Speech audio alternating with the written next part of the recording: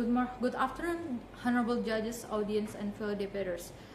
Let me introduce myself. My name is Rania. I stand here proudly as first speaker of opposition team to oppose the motion. This House will adopt student loan mechanism in Indonesia. Ladies and gentlemen, education is supposed to be a bridge toward a better future. It should give young people hope, opportunities, and freedom to chase their dreams. However, today the proposition wants to turn education into something students must repay with years of pressure and debt. I firmly believe that student loans are not right for Indonesia. Why?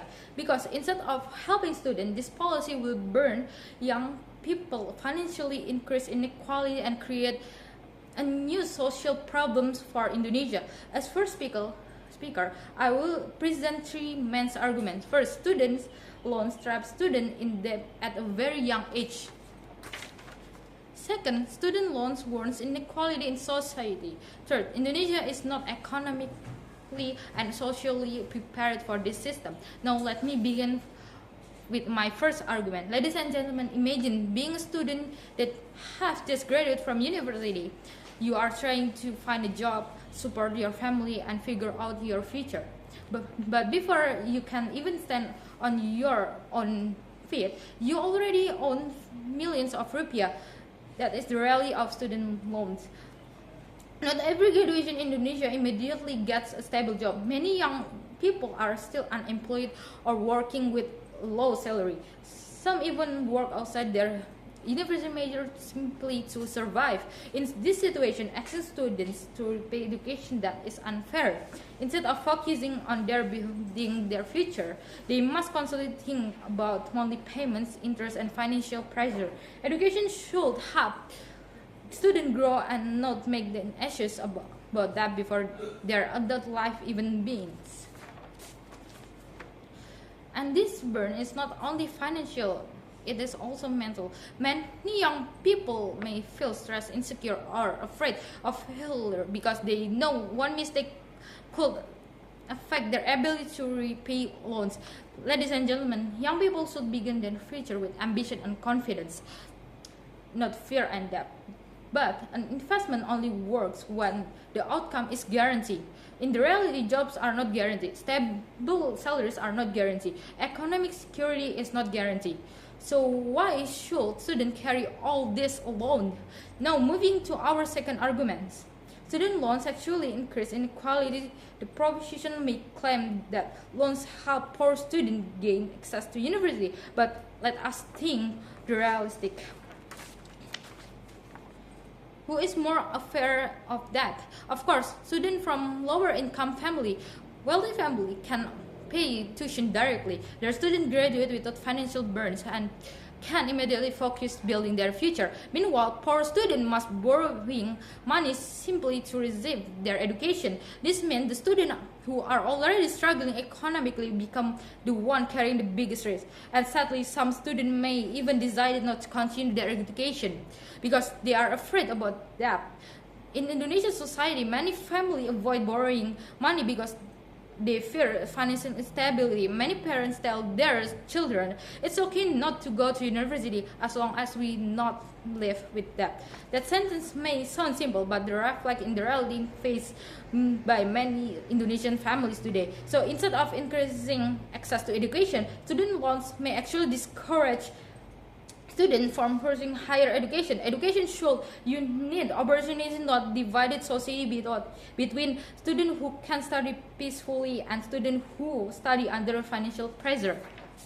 Ladies and gentlemen, a truly fair education system does not ask for students to gamble with their future. Now let me move to my third argument. Indonesia is not fully prepared for students with low mechanism.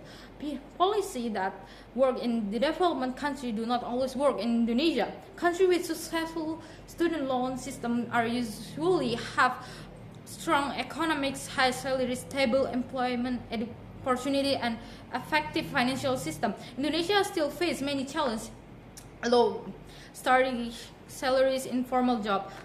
Many graduates still struggle to find a job even after graduation.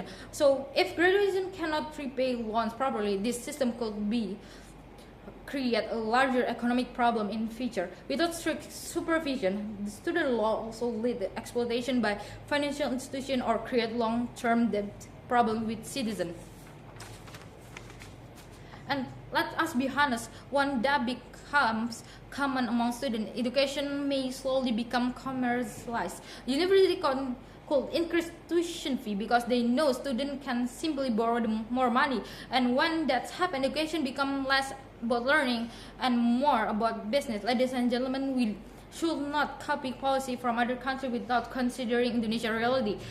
The real solution is not that. The real solution is better education, more affordable universities, stronger government funding. Those solutions provide access to education without sacrificing the future of young people. Before I close, let me remind everyone one important thing: education is right, not life bill. Students go to university to build dreams, not to be adulthood trapped in financial pressure. In this motion is accepted, thousands of young Indonesians may start their future carrying fear instead of hope, and that is why I firmly believe that student laws are not the answer of Indonesia today. In conclusion, ladies and gentlemen, I firmly believe that adopting a student law mechanism in Indonesia will create more problems than solutions. Instead of opening opportunity, it's trapping young people in debt before they even begin their adult life. Instead of creating inequality, it places heavier burdens on students from lower income families, and instead of strengthening education, it may create long-term education problems in a country that is not yet fully prepared for such a system.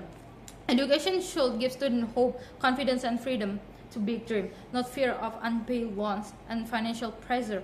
I will truly care about the future of Indonesia, then the answer is not that.